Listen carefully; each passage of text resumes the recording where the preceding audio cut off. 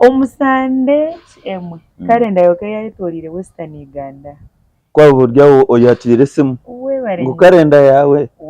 kalenda omusande mwe ikaba yatire buri munyankore we nakanagamba kalenda yawe. Alright, so ahinkugambira amani ni minji amashemererwa ni minji nendondo batutandike naki tugere ngo ninkusima mujunishi tugere ngo kalenda yawe ni hashi tugere ngo no fachinense ko katukozese no fachinense akuba nico kiri latest ekesho ngo ntijango no fachinense weza umura no fachinense orukazara wekwetine mukama wayo mureke tukundane aza tutureje wamara turye bituraryeho tugirekere mukama wayo niwe ruhanga tatita ukirabiona Lilian nabasa nakwakira twakushemererwa hano yaroba fans bawe binji nanjye kenyine ndi fan wawe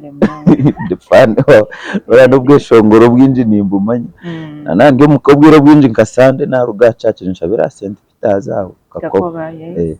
naikomuka ubundi nantine miremere kunkwata preyinga tweshongoro guma tutwara kurunji twakwakira ramusi yabakutureba riri simwe kandi Yesu nabakunda nabaramutya mwe bari kugikunda kandi mugiye kundireho basically tuzakuganira untold stories ubundi hariho ibintu by'abantu bakubana benda kwegeraho biri free kugira nti inspiring abantu b'abantu bakwikiriza mu nibinje munonga n'abana bato bakwegomba bije bakarevo ya Lilian yariho nibinje munonga first things first Lilian nabaso tukumanya ni byizi na byiri yazirwe bakamubatiza mu kanisa. Yes, banyeta Lilian nabasa washara mu kuguma Lilian nabasa nakagahirwa musha amin so akuba nabasa of course nabasa Lilian nabasa nazarwa Lilian nabasa ninzarwa Mitoma Ngarama Bukanga Isinje district bane babitu Ngarama Bukanga itoba abacitwe ntunga muturihiye y'abanyabuza nicyo kwetera anti nyowe of course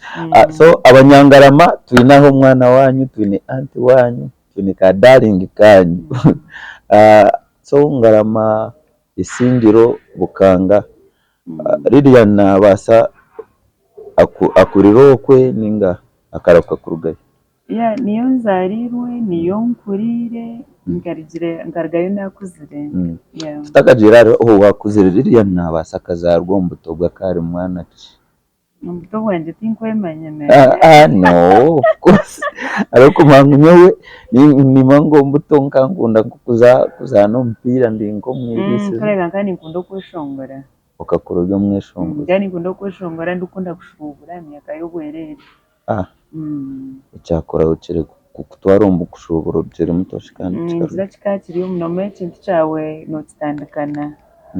hange cyakuba nayendo bubiro bwindi nokimukana noyimukana cyo so kandi nkunda kushongora ndukunda ndanukushubura okucyara kuzo mu church choirs mukanisa yitwa Matari Singandi mukwaya ishomero nashomireho Ngarama Girls Secondary School kandi umukwaye utakagire Ngarama Girls Secondary Primary ukora Kamatari Primary School ebyo muri Ngarama nayo. Yes, so abakamatari twine OG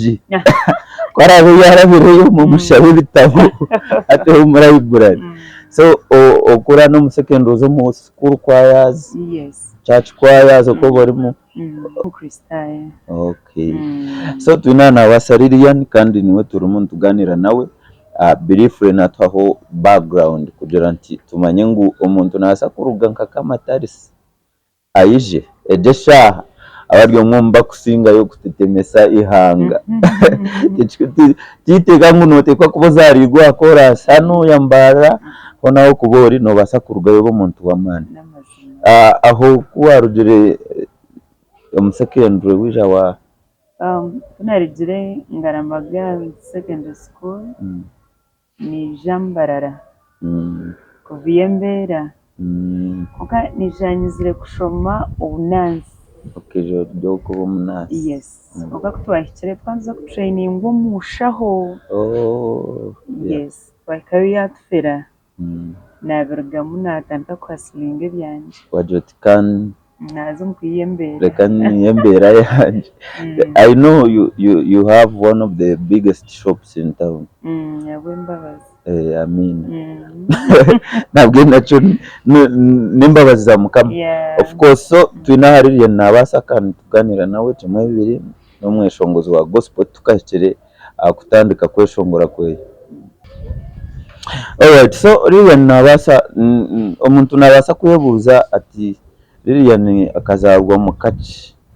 reka ririya ni yarugeremo kushanga ejo shano omuntu w'amaana ati arevo yoroho akaruka mu background yekeri kushacha. Ninzarwa omukyara niyasha omukazi bakweta Tushemerirwe Monica oba niyo kuza kwetegereza nkashanga ndi omu mikono ya mawe nkuru orikwetwa Joy na tate nkuru omugenzi Kayongo niyo mikono yinayeshangiremu kuza kugira amagezi okashanga uri omu mikono yes ya grandparents ya bari abantu baburijo mwe niko wanyu so ataho bari abantu baburijo abahinji ataho omuntu nafuna confusion waza kugira amagezi uri omu mikono ya grandparents aho mama na tata tata tinkumumanya sorry so tukaruga muka n'imico twine sente konka imbabazi za Mukama zija zatusyayo turi twija tukarugayo kwe ririya nabasa yahereze kwija ari kuza kushoma obushaho obunasi bwaremere yatandika kwiyiriba aho etawuni ukatandikira nkahi ahi natandikire akaba kace kubanshomiseho obunansi kace ngani nkora mu drug shop iyo muntu eri kuri ifo ya Mbara University akushashe emitwaro ebyokwezi ndukwerisa ndukweraza konka habw'embabazi nafuna omuntu wabe nariga kyaro ky'owitu naguma nintura nawe so kunarigiraho nafuna omurumu ari Mbaguta Street omubamwe kitchen wear aho niho natandikire watandikiraho mbera nk'ekyeshongoro ky'abakristaayo niho natandikire okugira obusinge aho mbamwe kitchen wear Mbarara. Amen. So we bari munonga boss watufira omurimo bamwe kitchen wear so life yatandikiraho ririya natandikiraho in fact no natandikire no kweshongora aho nyine ni watandikira kweshongora kuba before otakijiraho kano yeshongora church kwaya iki oja ekiteka teko cyo kujoti reka nkore serious music nimbasa kutamanya kucyatandikire konka kunashikire kunumbarra akariho church ya Nyabizina nyo ndi mukristayo kandi nshaba all saints konka hariho inesha hizo babandekuramo mu kuza kushaba inabire nikorera oshango umwe services zansigereza all saints ekanisa yo muro y'abarokore yanye bahekeri Biafra so nazayo Lady Diana niyo yabe nashabira so na Lady Diana arikweshongora nabikunda nyo karenka ukashangwa byeshongozi tubantu bakurebeka so kunamurebere arikweshonga najya tubwira nanye nimbasa kweshongora nice basika kweshongora nice basika niho natandikiraho we mwe no narebe ko motions kamangu nanye nimbasa kuchikora we Lady Diana ko wamurebere wo mutima gwawe caza muntu basa kuchikora ukafuna chance kuja ngo mushikeho yes ogambe nawe atkuna mushangireyo mutima gwajya gumoze hariho deal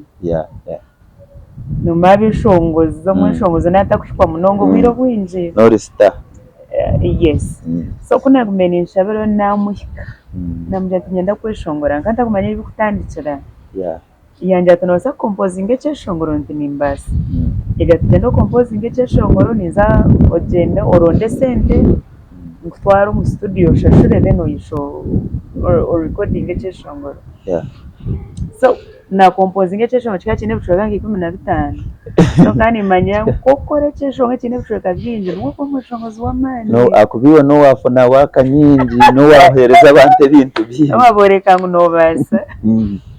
kuna chumweshongorere mu yajya tagenda ronde mu the best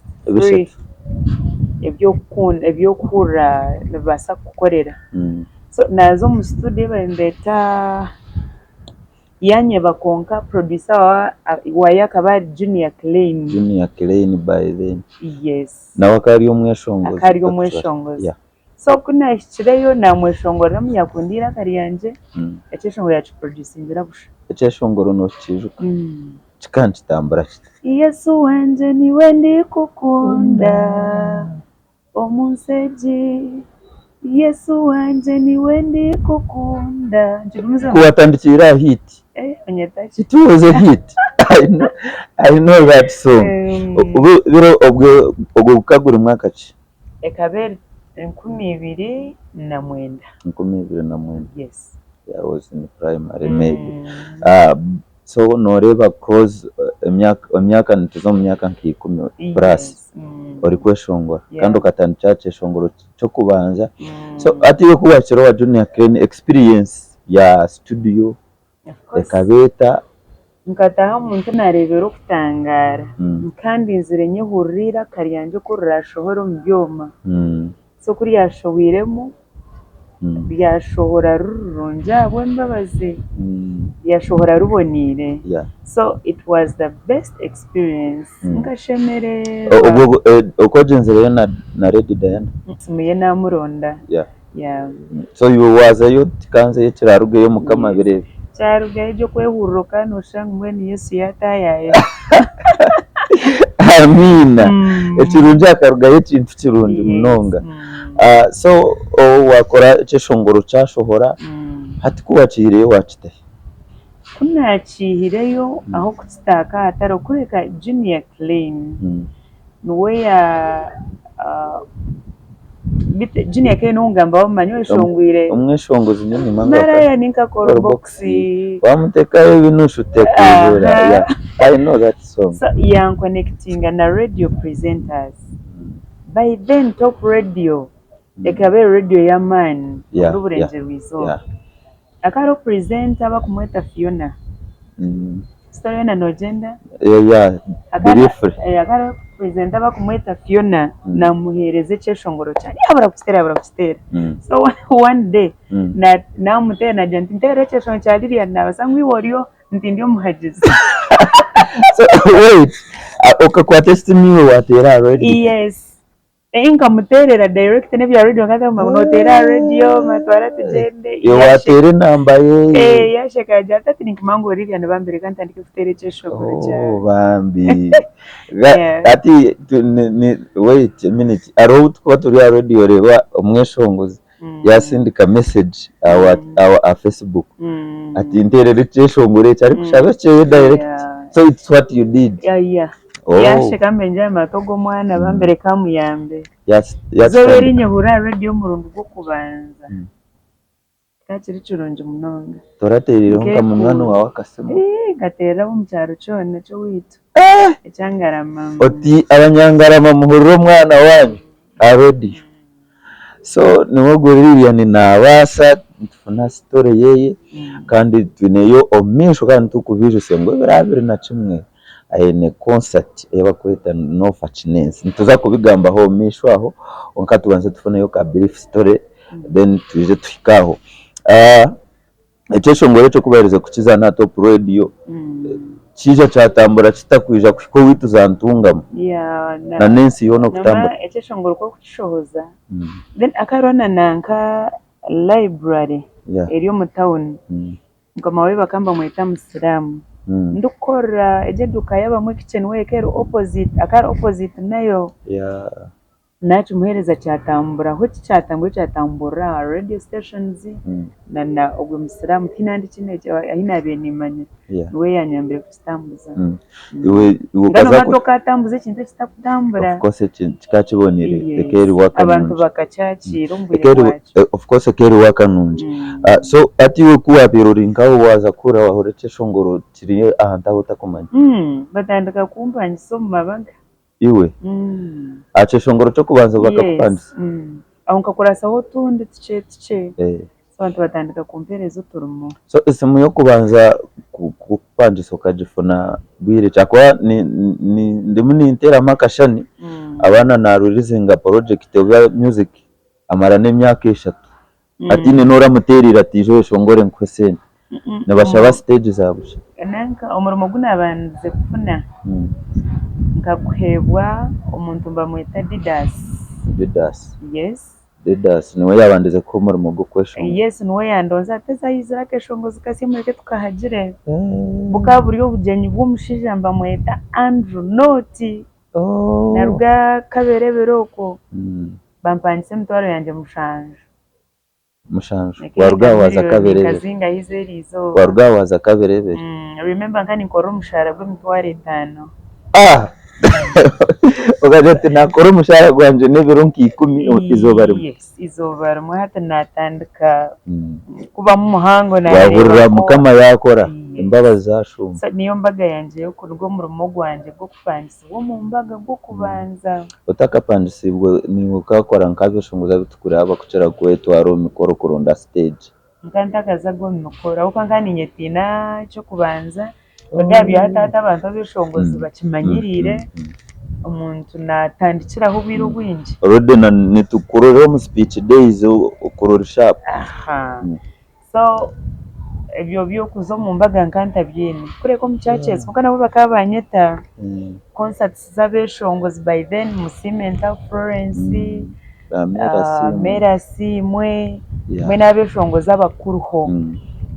yes nduzo mu concert zabo ndukweshonga nyemerira amwe kwasoro muzindaro gwanje cyo cyo describing bambi ngori yo mwicoro kweshongora yemerire hamwe abakeshongoro bayize nuko takeshongire kalenda yawe kalenda ni ya bwati akonora kalenda yikija cyabe kindi ya Terence yona yatambura kalenda yikija mwaka ki kalenda ekije 2014 kwa kabiri aho ndongo waje mazere mu myaka nk'etano yes yeah in fact abantu bakamanya ngo hariho mweshongo zuba kweta Lilian nabasa 2014 umushoza kalenda yawe kana hatecuruho kandi takuzakoho Lilian nishanyarazi gwamugani gw'abana nishanyarazi so kalenda yawe yo okuza kujururiza ngo ko wayongereho bweshongoro nkabinga nibiye byagata uruhanga no mwesigwa nibiye birwaho biri mu bikutamburiraho na first release pora pora obubuza gukora kalenda yawe ka warugere kumukoze sebo atiko nahereze kupangisibwa hemetwaro mushanje ndukureba ngo bwira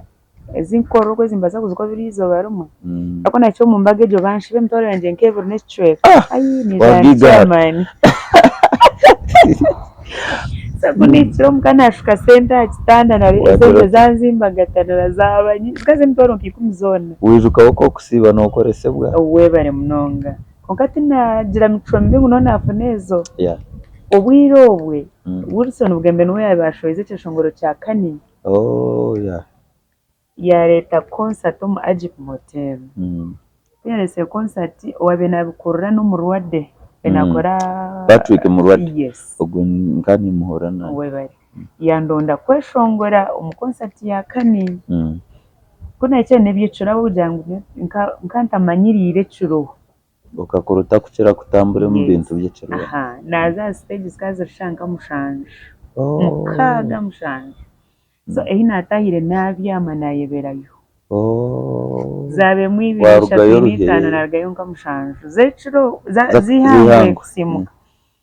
so kunaje kushanga simunashanga simist calls ngikumiza mukama wanje tati mwe no kweshongora kora kwa kuche konga kabashire katwatwa abakozi bacyaduka ajya ati mbwenu namweshengereza ajya ata mbwenu kare nakubinga kuko kugira ngo gumaha ngukwatiraho icyonco cyawe kandi kubasa kuyamba iyo banoronde ibindi byo gukora gisa aha banoronderaho umurimo gundi. Wow. Yes. Ako n'icyonco cyinshi basa kuja kuyamba kusingebi. Yeah. Kano siyo bwiroza yo musima.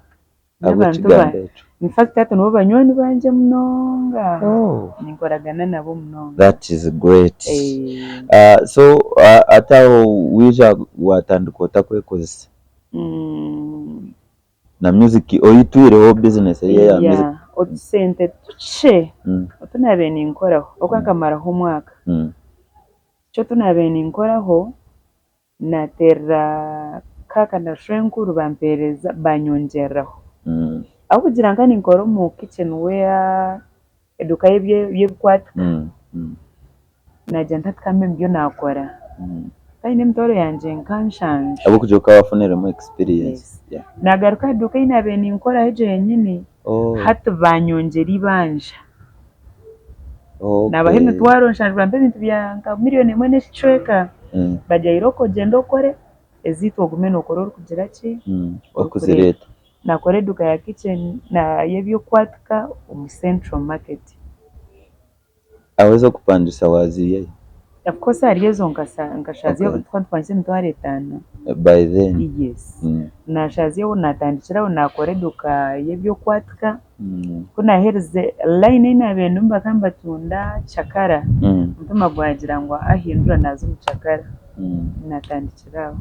Turumu tuganira nawe ukawatayireho ankore media wagambaho a story yo kukarenda yawe yijere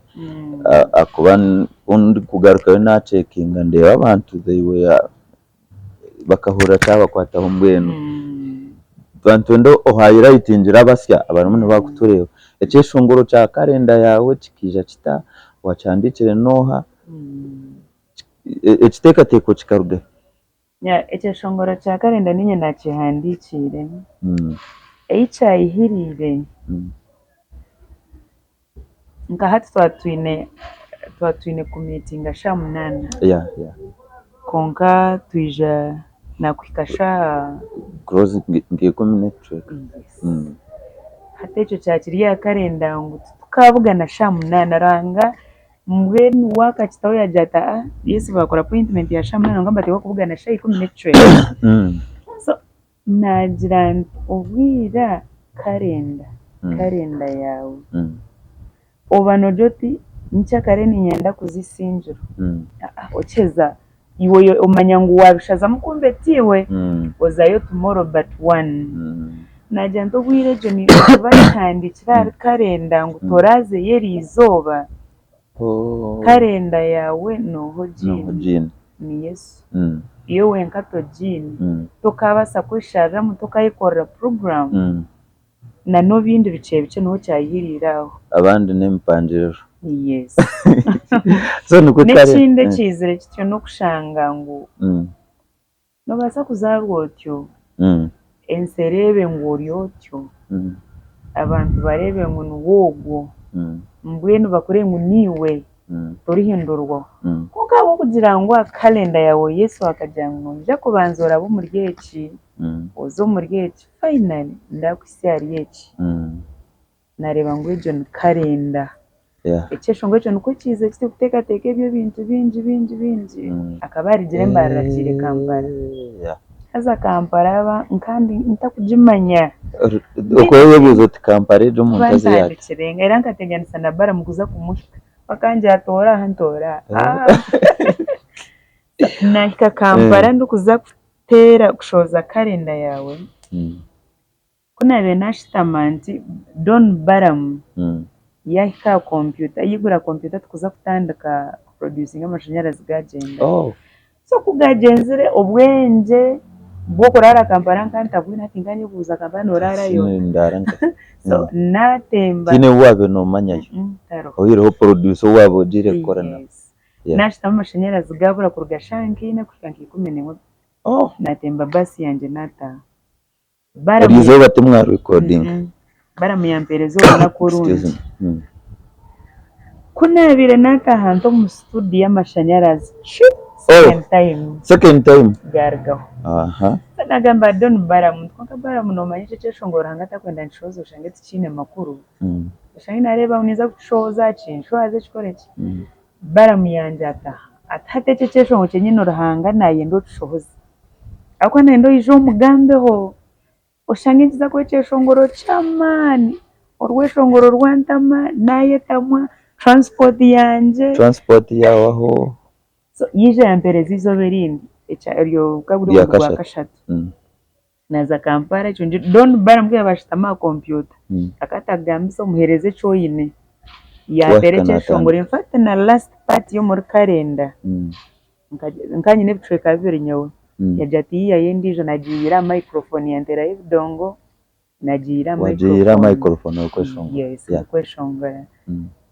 twashoze cyeshongoro cya karendo mushankina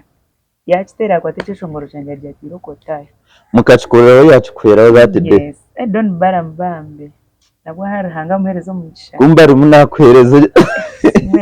arumunakwereze kintu ekirahindura story agereza wara ibrarogwe musiramu wogo omusande emwe karenda yoke yayitorire Western Uganda kwa buryo oyatire simu ngo karenda yawe karenda omusande emwe ikaba yatire buri munyankore we nakanagamba karenda yawe so nyowe nceberira aho njiryaho mwenu yaho no mango ne byaburi webare natandikira aho ruhanga yampindurira aho yampereza izina Lilian nabasa yija abantu bamanyiraho ngo ndiyo mweshongozi kalenda yawe kuyijire omuraifu yawe I expect hariho Lilian nabasa oriyo tari mweshongo nco natandika ndi kubuza ntibakari kubatiza Lilian nabasa ndijo wayijero omuraifu yawe so omurebi witu nobasa kumwawurirota entaniso Lilian nabasa ogo mweshongozi afite kalenda yawe nangu biriya byo tutakabindiro entaniso yijero magaragawe eresirwe muri Lilian nabasa mweshongozi abo kube entaniso yabireho ndagumana Lilian yes konke yabironke yongerwa abantu bingi abantu bankunda nafunemero ebyeshongoro byanje ekyeshongoro ekyo cyahereza abantu amani cyahereza abantu baceramu ubujurizi mbwenu nkafuna uruganda ruhango ruronje rwanyagisireho because of calendar yawe song ine bintu biri Lilian nabasa atari mweshongozi yakube nakunda konka abo kujakijaza mogo wabire serebu Lilian oriya narata kubifuna ninga takubikora abo kuba ogogo Lilian nabasa wa kalenda yawe n'ibindi byeshongoro byona nateganisa oriya amuri meeting of course ko kweza kunahereze kumanya ngo ndi umweshongozi abantu ko bahereze kugira ngo ndi umweshongozi abantu ko bahereze kunyakira nkanta kutwaza kobi nkahindura ahantu wazi akuba hina abantu uruganda ruwazamu ine kubatwariza okutariyo ko kwaburije ubujabirizo ine kubucendeza kandi umujabirizi ko kacakawe karumbo ine kugeza kurebeka ngo kabona je yes Lilian no wahatu no wira nati noriyo wira I think noriyo wira arimo omunda arimo konka oriyo wira ariho I think oba bancheto kuja limitation zabwa Lilian ndizo yes are of course ate chinta kakora ahabo kugira Lilian nabasa w'abantu kandi abarungi are chinta kakora ya deni nchenda ukatinga chwa ndeba nanka shkuya kuchimanya kandi nanka kuya kuchimanya hati ndeba nguninza ko banatera hansi abantu benje hati jantu katuma bandara otiyikirizo kaba asset ya ruhanga n'abantu so Lilian no wahati ni mukoresa munonga kushangira ikindi kintu yeah ingashi kumaraho ikindi kintu kati gwenda kwe disappointinga aranga no kudisappointinga abantu.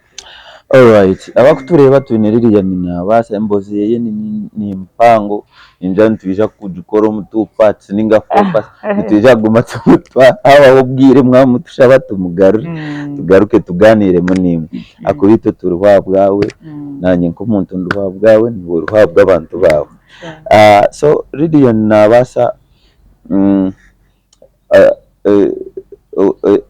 ukweshongoroku sometimes tukwija twaza omunsi kandi omweshongozi wa gospel anyway ntakajiroko abwenshi washaziremo kugira ngo eshongore gospel konkara hanga kana nyendera lineage kandi njikozere jabwe mbabazi. Amina. Kushara mukwanje no kwarahanga ni kigambo cha Bible ningane mushorongo cyo mu Bible go kusinga yo kukunda. Ninkunda Zaburi ya 3:5 ahe kutandikira mpaka ahe kuhendera. Nani nyendo njire yuka kote yiwahereza abarebi takayonjire aho hona nimpakunda no akunda hona. So enshunganize kutwara Gerard Karenda nyenda twije tukuzagamba diterizone aho cyo shongoro cha Zaburi na cha Zaburi echiwayo shongwire kikachi ne version cha sima omujuni ahakuwa kanyozya wanijuzo moyo wawe kandi wampe migisha mbwenuka mbeshuro yawe mwachira nanye nawe shongora manyi agamagara nempamye cece shongora sumani to kubasaga cece shongora ibintu byitagito bakushoma muri sande konka of course cece shongora eco in version nyo inakuzire nimpurira njire ngo niyo wahindura karete version kandi mpa ninkusima ni cyeco ningana ni cyeco cyenyene konkeje ngaciretero version come so niyo wahinduye version okate no ekero hokare niyo yira mnonga niyo yabe evandize so kunasho wize cyo abantu abakuru bambe bankundira kimungu we bare wacetera umubuteko bwitu nakiriya necyo buteka ece cyekikura kana cyo necyo buteka nk'abajya we bare waciretaje umuringo bwitu murungi bacyakiraje konka niyo version yo kubana yabandize yabereho y'abantu babene bakunda kushongora. Alright, so ece shongoro naco ine mayiro yicyakutireho abo kujo kaciga ukaceshongora kibwe cya Zaburi fakta abantu no barebere ngo bwira Zaburi nene ishongorwa ato batandika kugitanya zakanye byeshongoro bya Zaburi bitukanyira abo kinde cya Zaburi cyo wayo shongora echo ngakishabwa umuntu na Reverend Ontaragambizina ngakishashura yajate ninkunde cyeshongoro cya nanye konka ko yakingana nashanga ninchikunda nine munywani wanje owabandize kunkunda n'abantu bacyakumanga byeshongoro byo nimbimanye nibaci kandi niyo mwana ninduma yabyeshongoro so ebyeshongoro ko yona twarugayo kwenda ngo turahuke kuza aha cyeshongoro cya no fatness so far byeshongoro bikutrendinga mu Uganda bya gospel cyeshongoro cyo kirimo akona ni checking aho YouTube channel yawe ninde yakirimo nchikora speed mnonga cyeshongoro cyo neco go mwaka 9 months kibyo mu 9 months ndachikashora kwendero menebiri na kumomo cyeshongore cyo kikaruga ya bwinshi waturesire kigambo cykuja no fatness arho muntu yahereze kufa ubwirobwo wamani munonga wo mugiga munonga aine sente nyinji so kuyafire nagira nto bwirenseji n'obwokuba noyingana kyo buhango nobaasa kugirigaho nagira nto bwira ekyawe shahezi n'ekiwaata omunda obwirenseji mukama waayo n'oruhanga hati nagira hati nituba ntufaki nituba ntwitanira ki manya eritaka n'eryangye manya ninkoma ori akagorora akasitura akataha obwire nahwawe tahakwawe so niho nihirira ekyo kyeshongoro wakikorera nakikorera omushu wa tunes kyateerwa Deus yes producer Deus we yakitiire ekyeshongoro kijire kyashobora kyatambura though n'ebyeshongoro byawe byona nibitambura konka hariho ekyeshongoro kikwija kandi kiri eky'omutaano abantu bakakipikinga munonga bakora muno bagweta bwa emojis mbagweta bo challenges akakuba bwanyeba mbwenu nofa kinensi bakikoramu ekindi kintu stickers thank you bakoramu obu stickers nofa kinensi yaba nofa kinensi nofa kinensi nofa haza obwire obwingi abatakubicenga mbatukwata kubi kiri kyeshongoro ky'okurengezana n'ekyeshongoro ky'okushomesa hariyo ababa bakubicenga hati nakubuuza ngu nofa kinensi nimba ntakuhera obumwe nimba ninkubuuza nimba ninkushomesa wadeeba ebicweka ebikora taho nkira nkishomesa so nofa kinensi abantu bakabyakira gye munonga munonga munonga munonga ekyeshongoro kijire kyakora kurungi so omuri egi jane yawe yoona kwija kuhika ninjani kyo kyoherukire kurwirizinga tokongireho kindi nyongireho kimwe konka tinkakikorire video tukakipushingira konka abantu nkyo bakumanya nk'ekirezi so omuri egi jane yawe yoona kwija kuhika erizooba egyesha ahi tushitamira n'ebintu ki byoyegiremu biwaabe otakwesipekitinga kwija kuhikaho ekintu ekinyegiremu n'okugira ngu Ruhanga naakora omu bwire bwe kandi akora nk'oku arikwenda ekintu ekinyegiremu n'okugira ngu otarireeba omuntu ari ahansi yawe okamugaya ekintu ekinyegiremu n'okugira ngu Ruhanga naabaasa kukoresa buri kintu kyona kuhindura eki arikwenda ekinyegiremu n'okugira ngu Ruhanga naabaasa kukwiha omu mucuucu akushitamise n'abarangira b'ensi egi so nofa kinensi orimu n'okugikorera concert kandi I've been following you niwe omwe mu bashongozi ba gospel bakusingayo kufuna successful shows okuzikora so nkintu kye ky'omutaano ekiri omu concert egi y'okuza kukora ebiro 21 kwa mushanju nkintu kye ky'omutaano kirimu eky'omutaano ninyenda oijo kireba izooba ndakunda kyogambire hati noza kandi kanabere kanayangambira nimbasa kugira nti konka nyonture nimureba ntukize concerts 3 eya Karende ye2014 eya Tokamanya 2019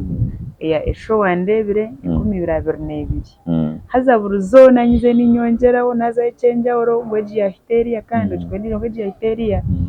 so nanegijo orukumanya ngu neza kubeeraho echenjaho changu ekikusinge ya Esho Wandebire bazo tuhereze details za show ntaka nyontaka yes really nabasa na nishabo tuhereze details about the concert ya Nofa Kinensi concert ya Nofa Kinensi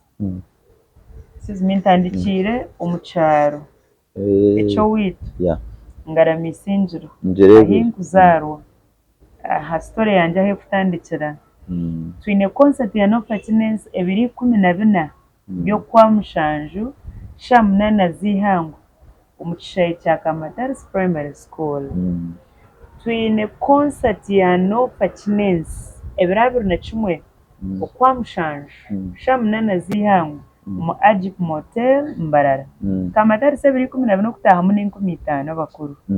abana n'13 VIP n'emitwaro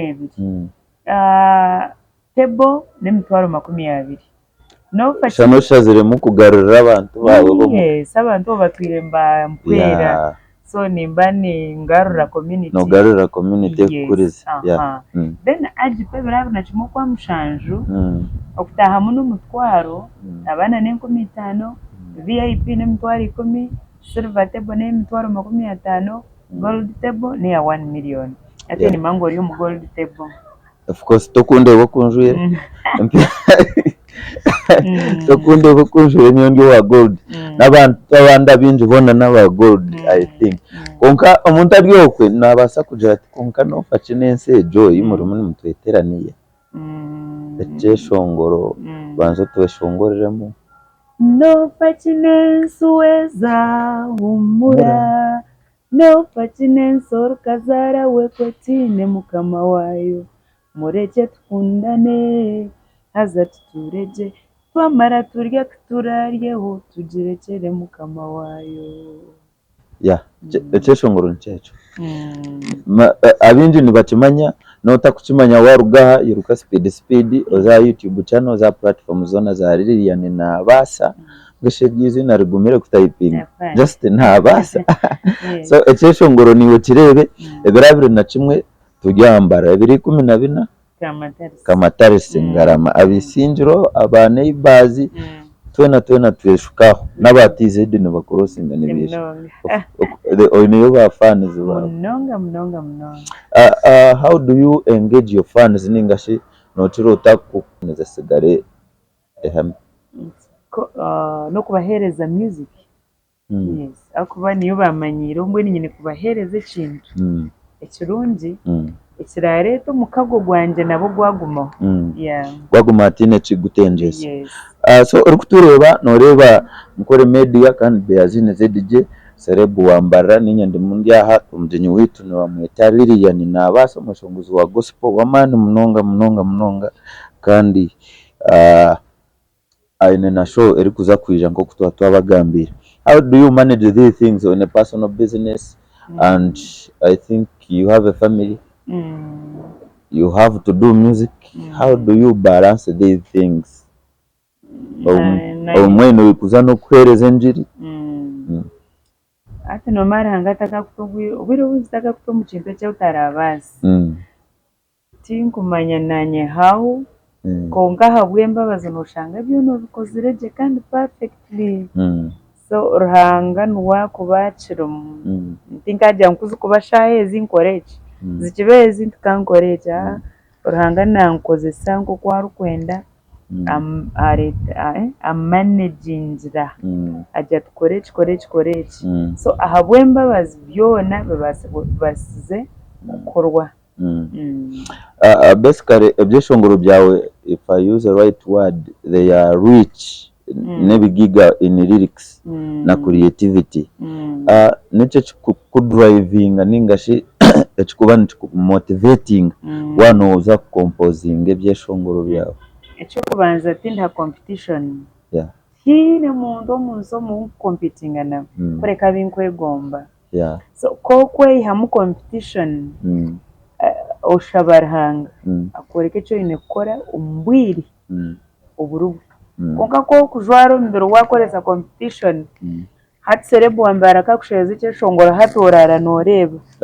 nanye nindebwa kugira ki nyencha kare kandi exactly to kumanya wa leta ki Beazine kaje kushoza abandize yagamba narahanga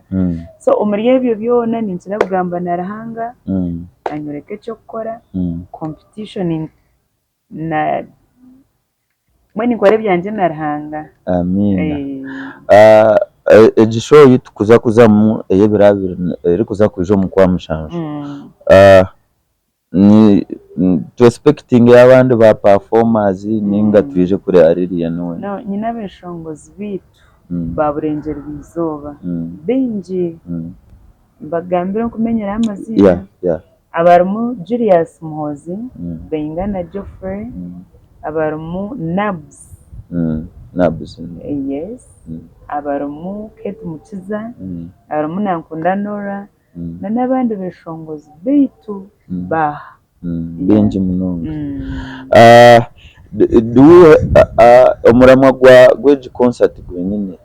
abo umuntu araba gukora concert, it is a charity concert ninga I'm doing this because of this umurama gwayo nibwo murama concert just nyenda gukora concert nyenda kohereza abantu nanda ko abantu ukabeshongorera so bije bashemererwe n'abasariri nitwa tuzeho out nkaba press baranga nk'abarokore nk'abishemu muze kuhavinga fan andi modere birabona kimwe kwa mushanje ntufunakire tuzeho out mu concerts zitu nubwo abayishemwe bakufunakire nabo bakazaho out akanywaho kasoda kaheru yes atari twegura tukatumuntu yego tugira kija twiriro kwendera bwe nshonga yakiri kandi ntubasibe na kimwe takaye bwe program nene baho burizo bwo kubanza ningashi every Monday shamnana zihango zenyini ogomoyije hano yankore media YouTube channel na TikTok account na platforms zindi zona zankore media na nezanje nkabeyazini serebu wambara neko bane streaminga